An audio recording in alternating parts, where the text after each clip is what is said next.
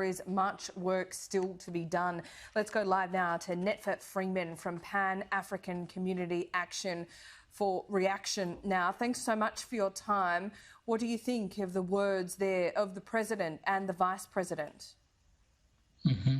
That's a good place to start on this. I think what's very telling is what he said toward the end when he started making these. He was speaking very vaguely, not really vaguely, about those who want to sow division and racial, divide and all this kind of stuff.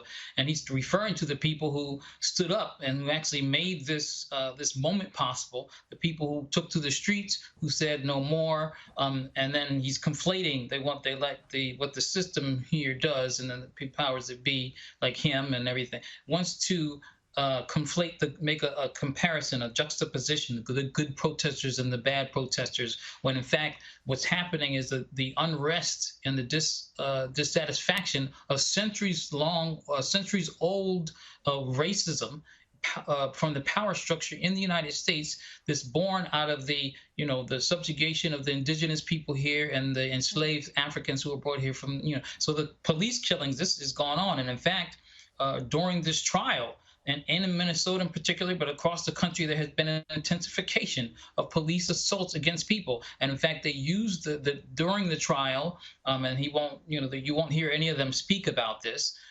During the trial, it was the people who were put on timeouts, who were given curfews and all those kind of things, when it's actually the police that are committing the atrocities against us. It's regular. It came out just recently that it's estimated that someone is being assaulted and killed by the police at least almost one per day. Now, this is not a new statistic, actually. And so a lot of the times these high-profile cases like this, they serve a purpose to bring light on the thing, but also sometimes people can misunderstand the severity of this issue and the fact that it's a systemic issue. It's an issue of working class people who are strapped with austerity, being laid off, no medical care, no social safety net, and increased policing as a result of that to keep people in line. It's those people against those who benefit from the system. The rich and the corporate CEOs and the politicians who get big salaries, and so they have to obscure that issue. The justice or the progress that should be coming is not one that the state can provide, that the government can provide, and in fact, its job is to ensure that the system stays intact the way it is. This is why under Joe Biden's administration, and it hasn't been in office that long, the transfer of military equipment to the police has increased. They increased. This is in spite of all the outcries from Black Lives Matter movements and the protests and whatnot. And during his campaign, he claimed to care about Black lives, but at the same time promised to give the police more funding and whatnot to do their job better, instead of a more democratic thing, because our organization advocates for community control of the police, that anyone who's in our communities who has the power to be policing should be under the control of those communities, direct democratic control of those communities.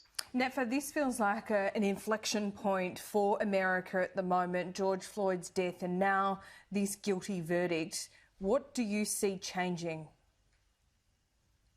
Well, I mean, the powers that be will do everything it can to stop things from changing, and you can see now, even with some of the press conferences and things that you showed here. So you have the people talking about this progress and whatnot, and reducing the issue to a particular case and a particular and some incidents, as opposed to looking at the system. So right now they're trying to give people they're going to capitalize off of the sense of relief. But what needs to happen is that this is a relatively small victory. I would say victory, and people have to understand it's us going to the streets that made this, push this to happen.